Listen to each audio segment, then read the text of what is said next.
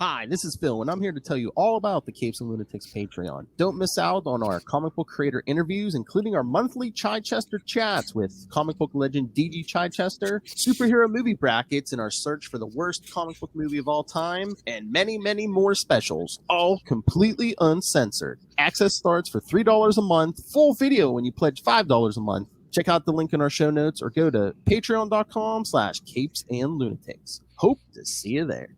This is Luca Perich, host of a Totally Turtle Sports and Gaming YouTube channel, and you're listening to the Case and Lunatics Podcast Network. Recording has started.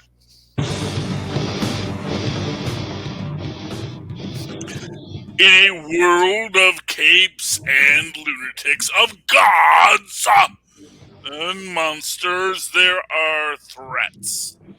So great.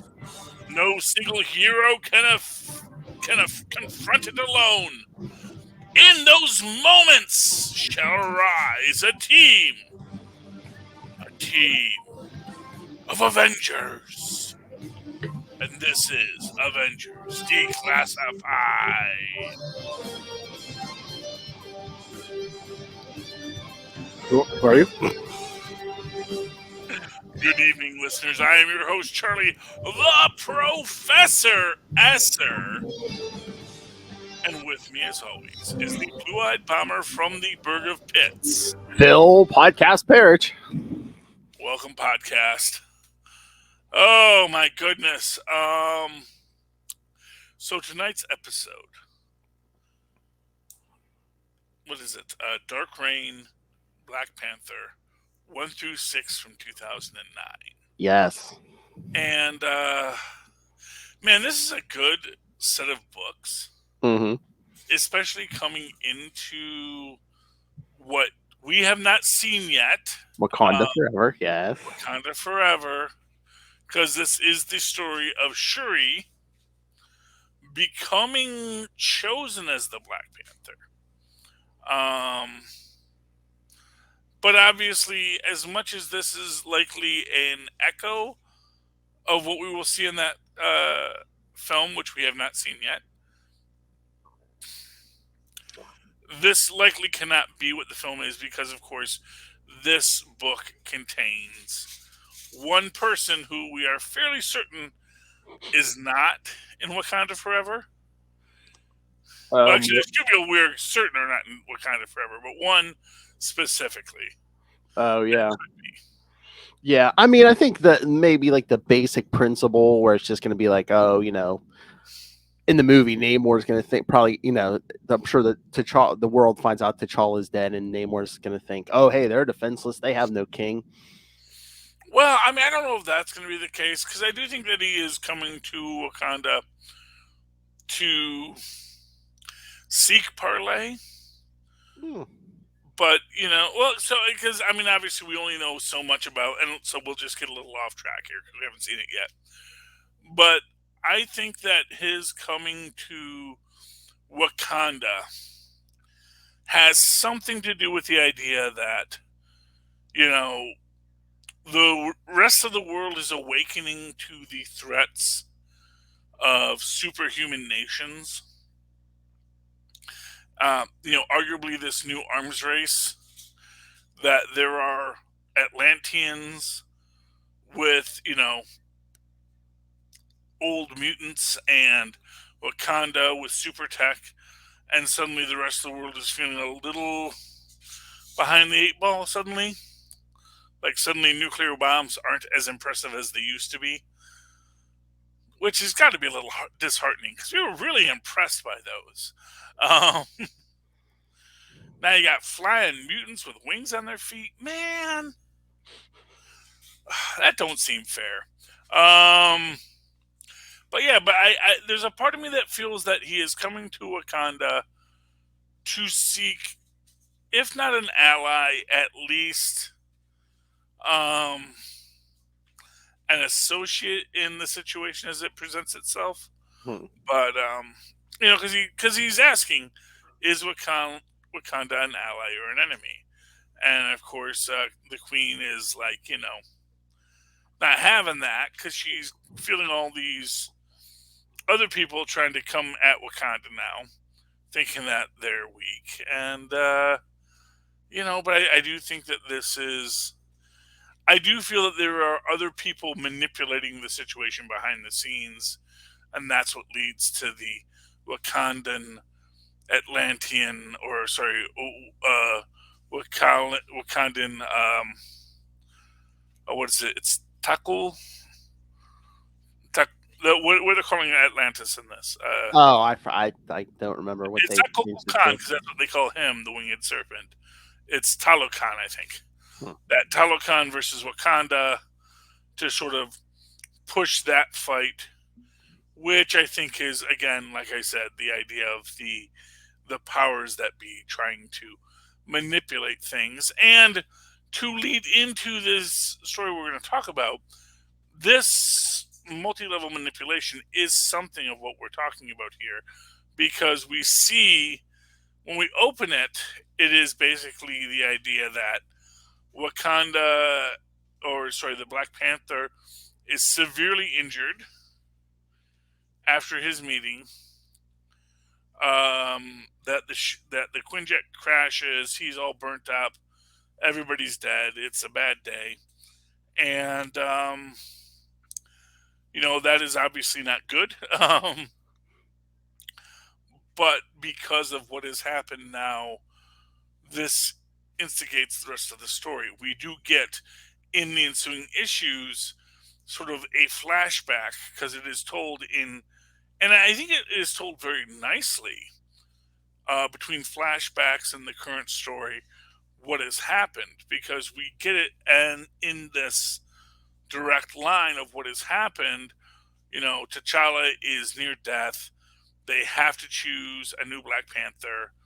Aurora, Storm becomes the queen.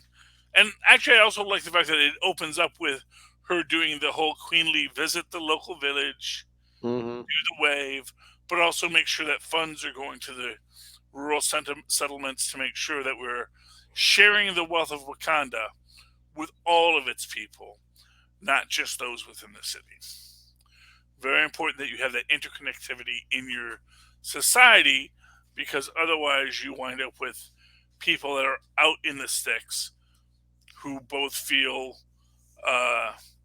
discriminated against and poorly educated, that leads them to violence against the state. So, pro tip for any countries dealing with that right now. Go back and read the comic books. They'll give you all the answers to how to run a country, because no one's smarter than comic book writers. Okay. Getting back to our story. The first flashback, we see T'Challa meet with Namor, Mm-hmm. and basically, this is Dark Reign, so he's like, "Hey, why don't you join this cabal?" And Doom and Osborn, and and T'Challa's like, "I didn't join the Illuminati. Why would I join this group?" Yeah, and at once Namor is both completely wrong and stupid for asking, but also completely right. Because it's like, yeah, I know you didn't join the trustworthy people who screwed up horribly, but now you have a chance to actually help us both from having these idiots blow the whole planet up. We can be members of the council dealing with these idiots. But of course, unfortunately, Phil, who is one of the idiots on this council? Oh, the one we see later, our favorite college dropout, Dr. Doom. Gosh, he is so bad at everything he does. I sometimes wonder how he's been able to conquer Latveria. I mean, it is honestly, I get the feeling the Latverian people are mostly like, you know what, I don't care. There's never been a good Baron. All royalists are scum. I can only move forward because that's the only way you can survive in this world. And I honestly believe that is 100% the view of the average Latvian. There's no pretense of democracy. There's no question that anyone cares what you think. Revolutions usually wind up with everyone dying horribly, and it's not like there's there's another power outside of Latveria that is going to stop them. And that is honestly the saddest part about Latveria. But they do have a pool that goes all the way to the ocean for Namor to visit in. Because we do see that, and I knew that was Latveria. I was a little confused when we first see the flashback, when we see Namor showing up. It's like, wait, since when does Namor have a Bavarian castle and is being introduced in this way? It's like everything is so nice in this, and it's like, but none of this makes any sense. Not from the character's perspective or history or the like. But yeah, so obviously T'Challa rejects Namor's offer, if you will. And honestly, part of me wonders is this when we first start? Because obviously this is before AVX. But this is sort of like where they're going to start like really coming into blows with each other. This is the first time, I think. Because as they greet each other as brothers, fellow Avengers. And now it's like, we are also kings of precarious nations who need to deal with the world in which we live. And the world in which we live is not always a good place to be. Well, yeah, I mean, this is right after the first secret invasion, because Namor even mentioned something like, "Oh, our former allies are like, weak at this point." And T'Challa's like, "You know what? The Skrulls, just came not too long ago and said they were going to like wipe Wakanda from the map." And he's like, "Yeah, made some widows and orphans that day." So yeah, I mean, and really he did, and that is the idea that and that is really the thing. I mean, not for nothing. If we jump ahead a few years, even the freaking Phoenix Force could not destroy Wakanda. Mm-mm. It's in some political turmoil, to be fair enough. Most landlocked countries that get hit by tsunamis often have some political turmoil later. But, it is blessed by Bast. And that is, of course, what we get to at the core of this. And that was what I was referencing earlier about like characters that we see in here who will absolutely not be in Wakanda Forever, coming out this week, already out as we're speaking. I was referencing Aurora, Queen of Wakanda, because obviously I don't think they're ready to introduce Storm, although I could be mistaken on that. If you're going to introduce anyone in this, it would be Storm. But you also have Morlun in this. And I find that Morlun being in this is it is at once the most interesting, in just the sense that Morlun is eating non-spider totems. Because we later learn that that's a very big no-no. This was before Across the Spider-Verse, or whatever. What was that one called, where you find out all the other Immortals? Was that Spider-Geddon, or was that it was Spider-Verse? I don't know. Yeah, it was one of the many Spider-Dulios, and I guess right now, apparently, now Morlun's all like cool with Spider-Man, so. Well, they have a common enemy in the current comic, but yeah. Did I read that panel right? That like Spider-May ate the babies or something like that? I guess, because a lot of the spider people have been possessed now by something, so. Yeah. That's a little messed up, man. I'm just. Yeah.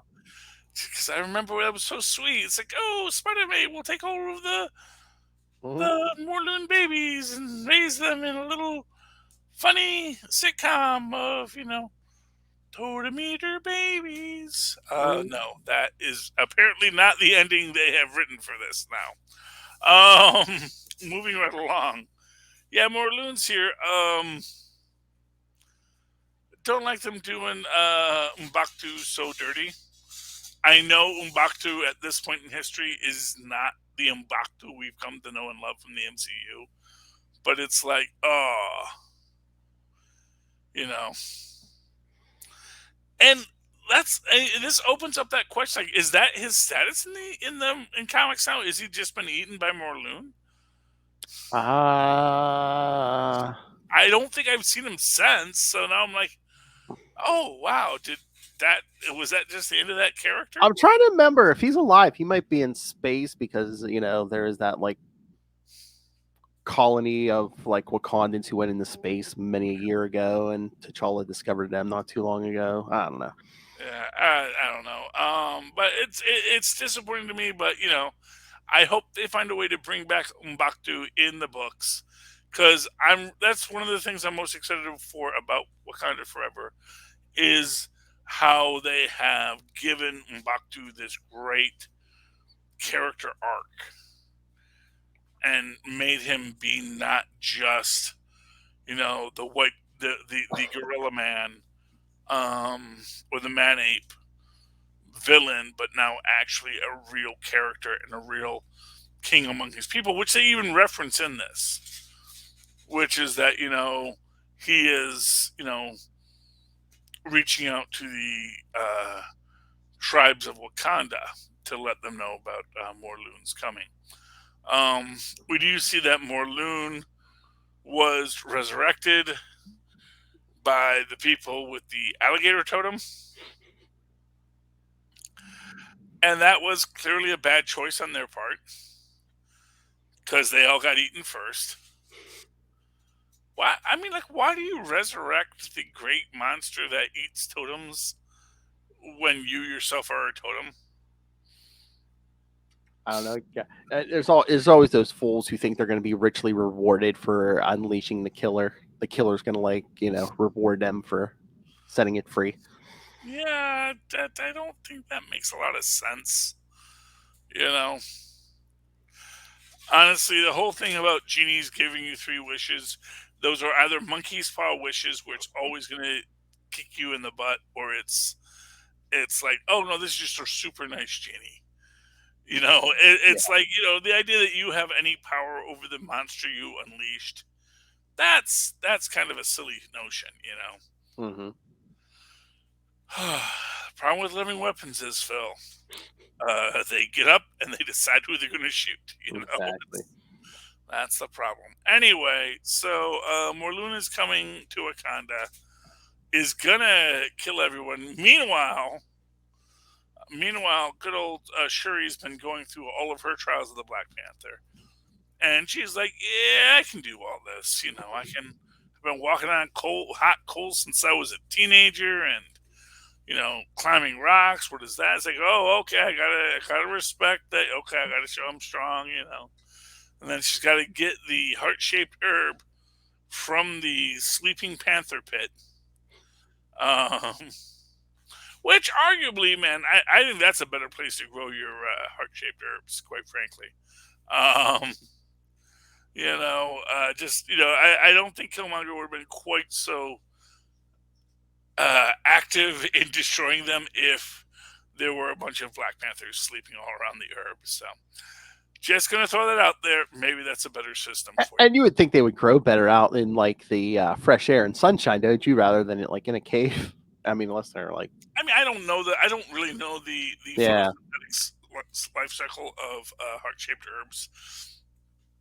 I imagine that it made for a better story in the not 616 MCU. Moving right along. So Shuri has to face Bast, who of course is a White Panther, because she's all cool like that. And Shuri's got the hubris. You can't have the hubris when you face a god, Phil. Nope. It's just the first rule. It is the devil's favorite sin is hubris, because when you think you're better, that's usually when you show you're not. And Whereas normally when Bast rejects you, you die. Shuri actually continues to live because there is a 6-dimensional chess game currently being played by what is his name? Not Zuri, but Zavazi, Oh the yeah, the witch doctor, mm-hmm. who has sent Storm into the land of the dead to retrieve T'Challa. Yep. And man, I do love death in this. This is a great death. I really wish they'd drawn death as Crackers the Clown, because you get that this is all a gag, right? From it's like you're gonna fight me to survive. I'm an esoteric concept, You can fight, but you've chosen your mortal forms. Those can't run forever, and it's just, but it is like, because it does all wind up as a stalling tactic. And there's a part of me that wonders, all the pieces fall into place with no one ever actually communicating to the others.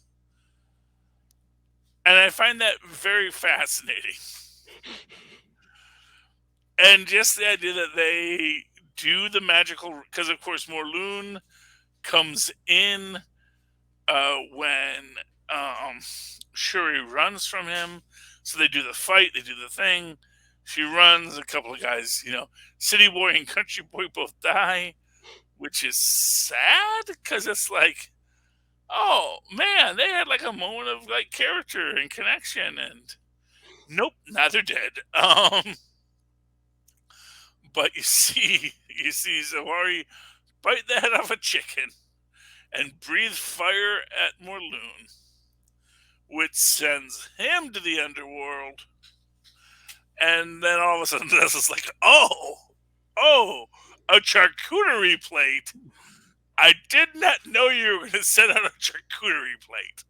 Okay, you two can leave. Yep.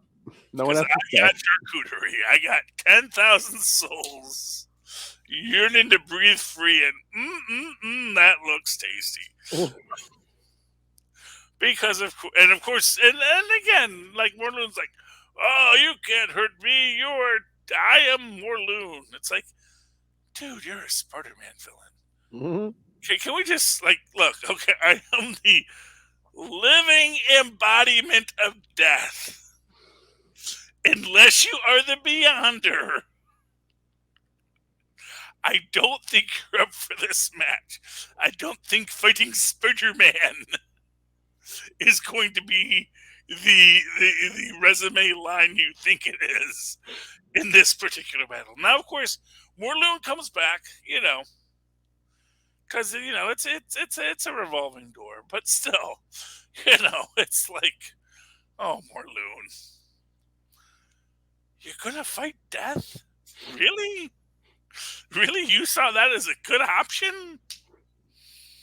I mean, I don't know if he had any other option at that point. I guess so. I mean, I can see your perspective on it, Philip. But then we get to the end, and T'Challa's alive, and Shuri is now fully the Black Panther because, yes, she put her own self at risk to save everything because, that's how you be cool. And that's pretty cool. I mean, I appreciate that just as a concept. And yeah. So I mean, that's the end of that story. Any thoughts you want to throw in on this? I mean, I loved the story. It was a beautiful read. Yeah, no, I enjoyed it too. I mean, I don't think I'd read these before. Yeah, I really enjoyed this story. Yeah. I did read them when they came out, but actually this is an even different one than I thought it was, because I thought it was going to be the Vibranium heist storyline. But this is actually even better. And actually, I think maybe the next 6 are the Vibranium heist storyline, Maybe. which is also really good. So, I mean, everything about this is really good how it plays out, and I really appreciate it.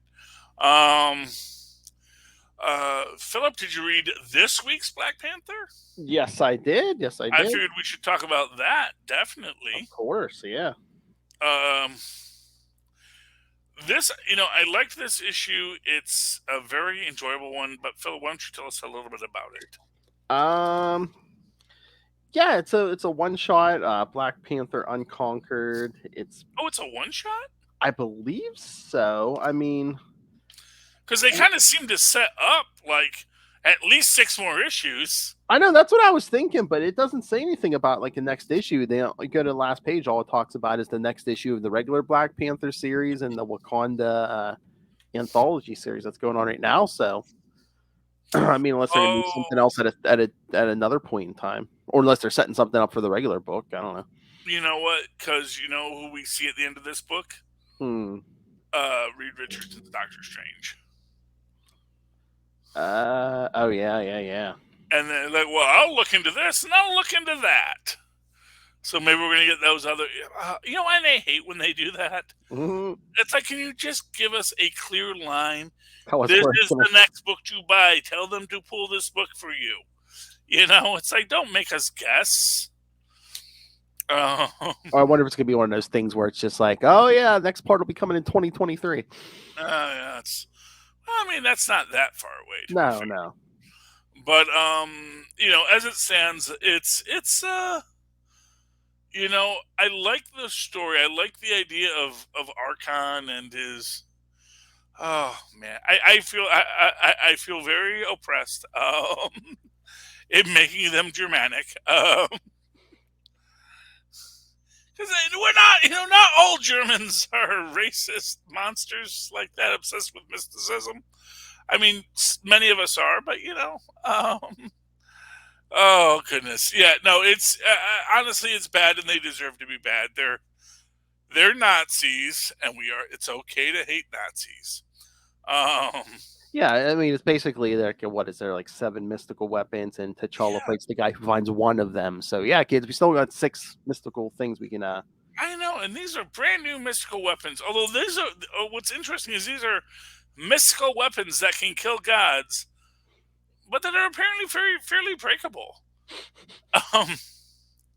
So I guess that's good, because the mystic sword of Bastet can cut the thing that killed her once. Because obviously, I guess you get killed once, you say, well, I should have a better sword next time, shouldn't I? I'll make it look like a lightning bolt, because that'll be cool. Yeah, but yeah. So yeah, I mean, it's interesting it is interesting in the construct that there are these 7 mystic artifacts that these are the items that have killed gods, and that anytime but that if you gain all 7, you'll gain some superpower. But if you just have one, you can kill any god you want. Infinity Gauntlet. Well, yeah. Well, what's interesting? Well, because this is actually kind of cooler. Because it's not just an Infinity Gauntlet; it's just like a bunch of.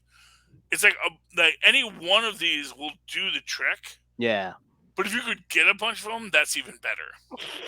Because like all the Infinity Stones, like they only do like one thing, but these all just kill gods. You got your Necro swords, you got the speary thingy, and because you always got to have a spear. I want one that's just like a gun.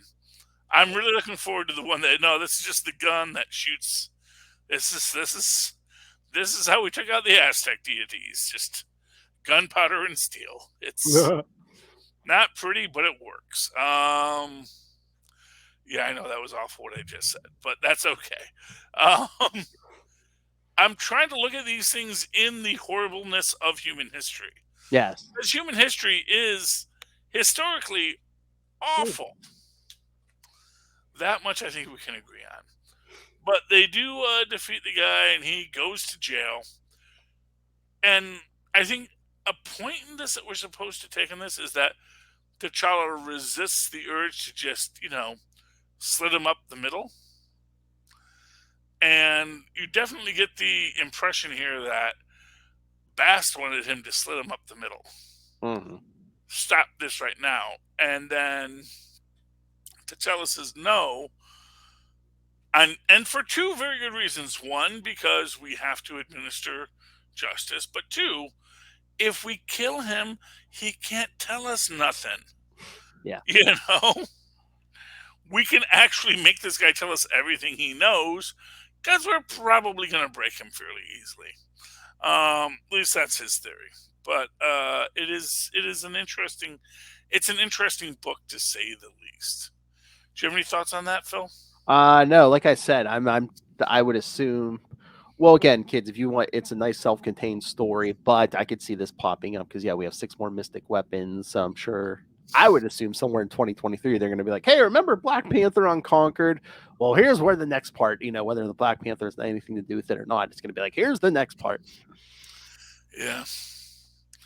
Okay. I wanted you to talk about that book, but I talked most about it. Do you have a book you want to throw out, Phil? Did you read Avengers 62? Of course I read Avengers. Sure you did. Yes. Yeah. I was good this week. I read all my books. Oh, nice. Well, except for the books that I that are not Yeah. Avengers related that we can talk about on Sunday. We got the Sorcerer Supreme of the Prehistoric Age. Yeah, Agamotto. Oh yes, Agamotto. I'm going to be honest with you. I liked him better when he was a cosmic couch potato caterpillar. It was brief. It was just one time. And honestly, at this point in history, and honestly with this origin, I can absolutely see him at some point wanting to just be a cosmic couch potato, watching all timelines, smoking his pipe. But anyway, what else happens this issue, Phil? Well, we see him trying to put the old band back together, the Prehistoric Avengers. We see him getting in Mephisto's face. That petty Mephisto. How many times have you gotten to spoil my plans? What do you say? Like 312, but who's counting? Yeah. Well, and that's the thing. It's like they are fighting. And they use this reference of 616 in this. Yep. Which I do find interesting, because there is this implication in this that someone else is doing the counting. Like you're Earth 616, but you're also the Prehistoric Avengers before numbers have been codified as an idea. It's like, what does that mean when you say you are the Universe 616? I like Moon Knight in this. Oh, yeah. Don't know how Ray will feel about Neanderthal Moon Knight. I like him. I will say I like him. I do like him a little better than Starbrand. Because I do feel like Starbrand is a bit too Hulkish. Yeah. I think those should be two separate superheroes, but I do understand what the manufacture of that is, and I would really love it if there were some other plot line they can give to make, why Starbrand's and the Hulk are the strongest ones there are. Like maybe it infused all the radioactive material in the planet, or something like that, full of gamma rays,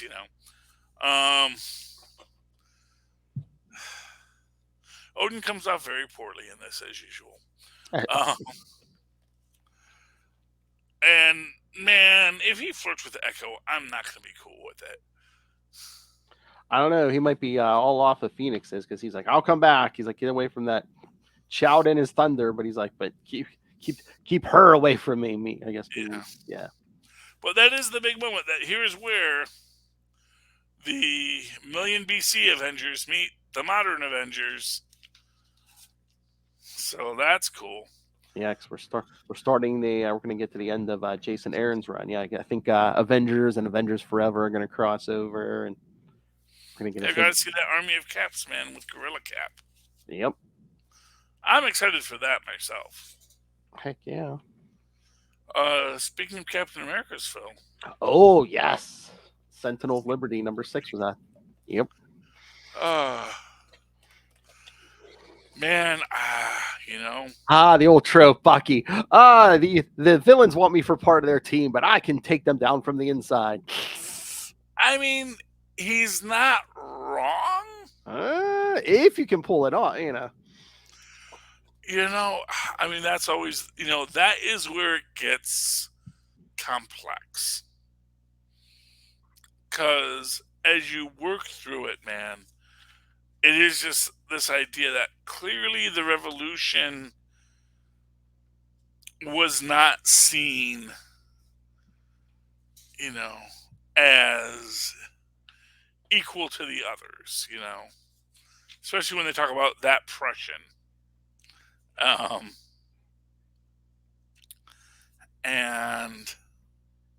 But we'll get to that in a minute, because we get the original fight, and man, has to be said, this is Steve with a bullet in his arm. Mm-hmm. The whole time he's fighting Bucky. And some beautiful artwork in this, I don't know, man. You got to talk about it a little bit here, because I am just. Yeah, no, I mean, the art is great on this. But yeah, a lot of it is just those two going at it.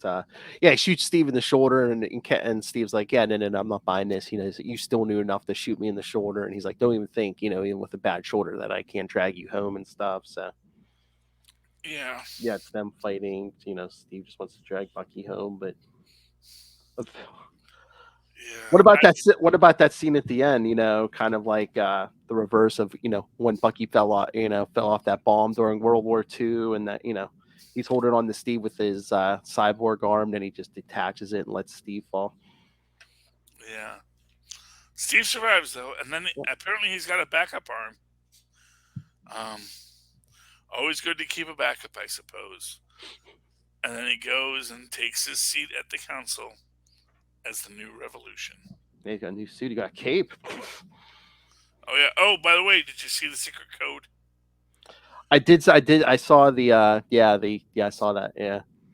And so that we get that the key is in, but that there's other codes that we now have to look for, Philip.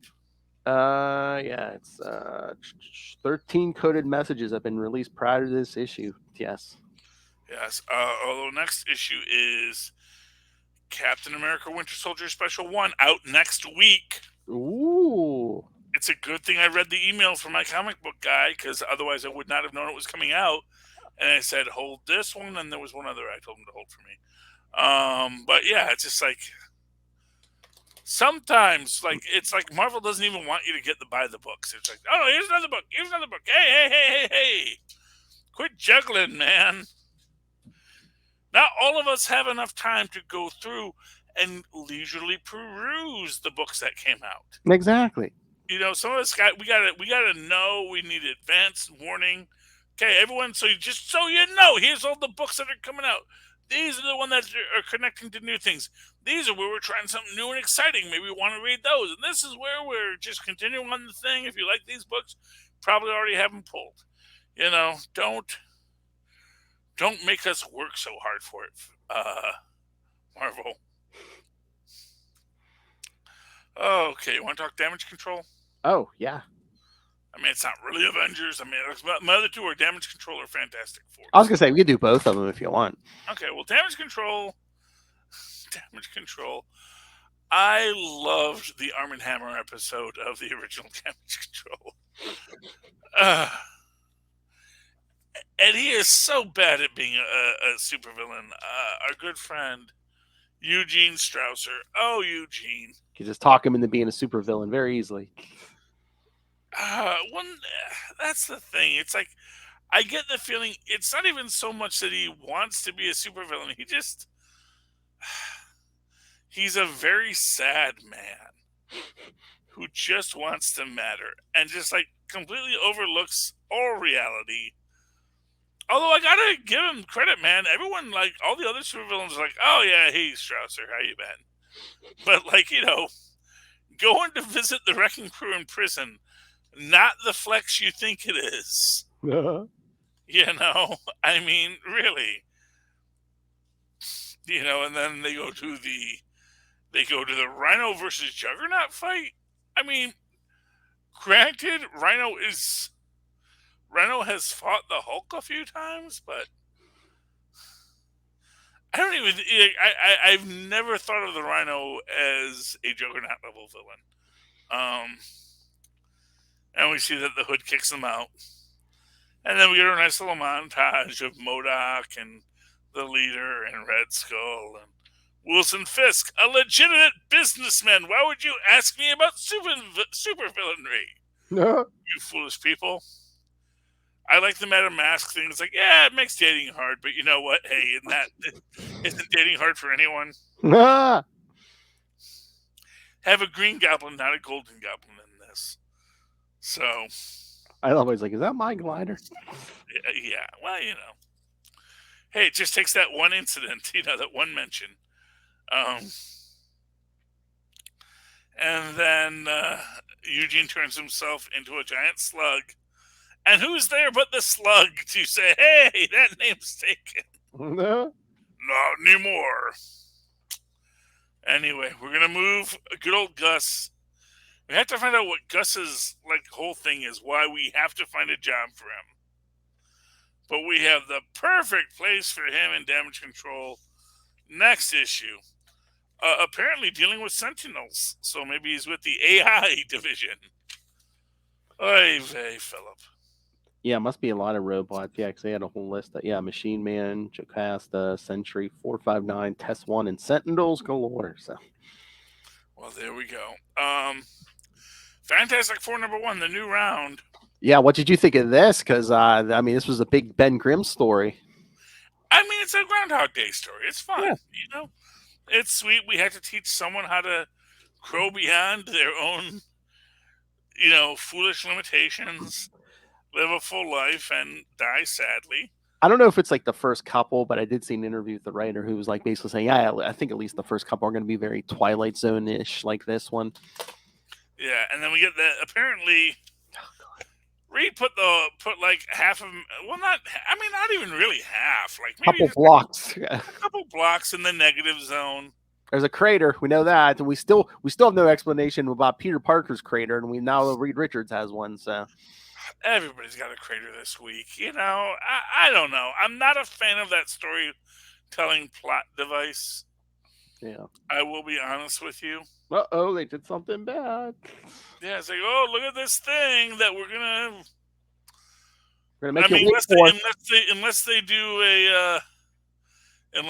a DC and just say, now there's a new Golden Age, and Huntress was a part of it.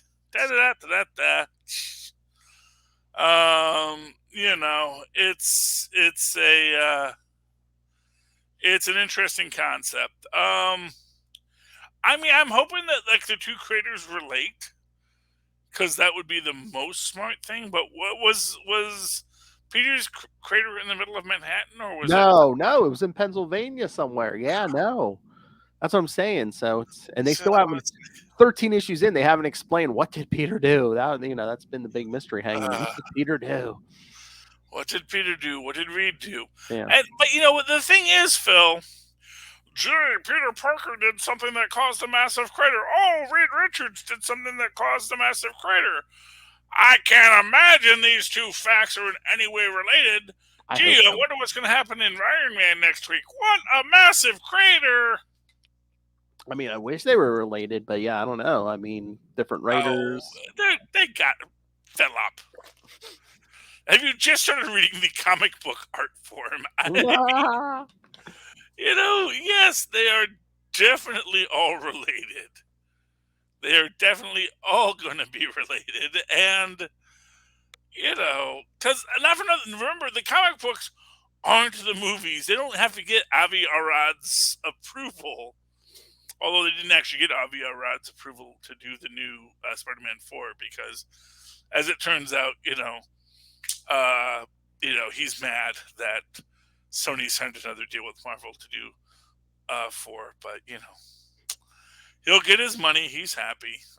He's just mad because he realizes that just being the owner of the property doesn't actually give you ownership. Or actually, I don't even think he has ownership. He just has like producer credit in perpetuity, which means they have to give him like a certain percentage on everything they do. But he like has no physical say, which honestly, probably for the best. Nah. Yeah. So no, I am certain that all the creators we've seen will be related. Most likely going back to the original Pittsburgh incident in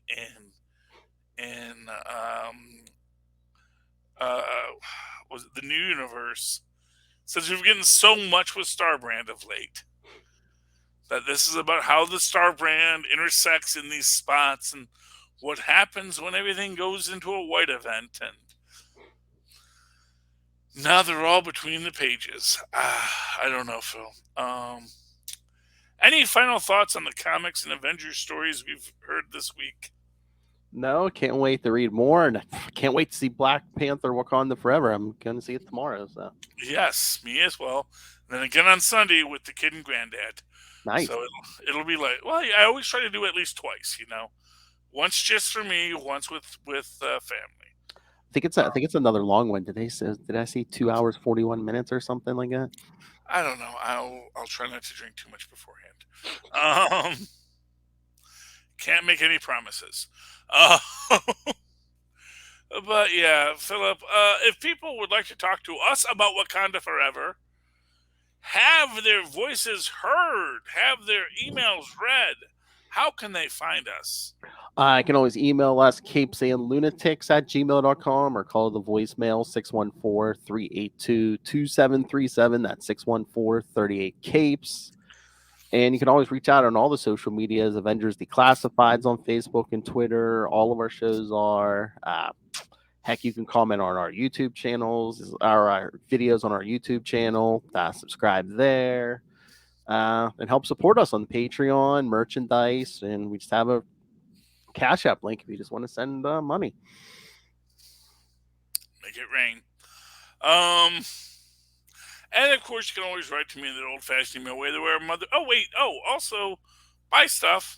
Yeah, like I said, merch. Okay. Well, but you didn't do a whole. Look at the beautiful merch. Oh. Okay. You have to do the display. Anyway, whip it out. We apologize. Phil failed the spokes model portion of Star Search. Right. Remember the spokes model portion of Star Search? No one does, only I.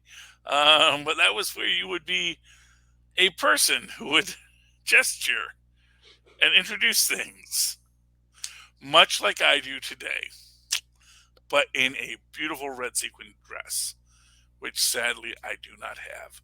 All right, moving right along. Hey, if you'd like to write to me in that old-fashioned email way the way our mothers and fathers once did, you can do so at superconnectivityblog@gmail.com. That's superconnectivityblog, all one word, at gmail.com. Likewise, you can follow me on, I don't know, some platform where I could purchase a blue check at a low cost. And if I would, it would be at Charlie Esser. That's CharlieEssser. Look for the 2 E's in the middle. For quality. Bing. Thank you, Maz.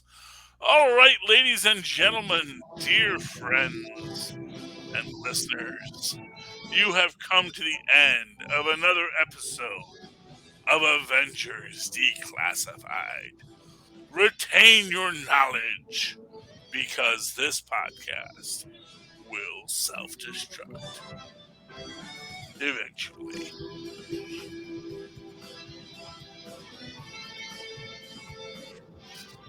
Yeah.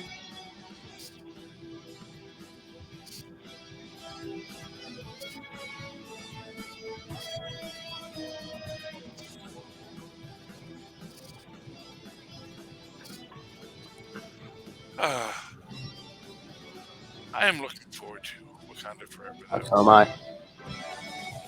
Can't wait to see what Shuri does. Definitely going to sit through the credits. At least two pauses.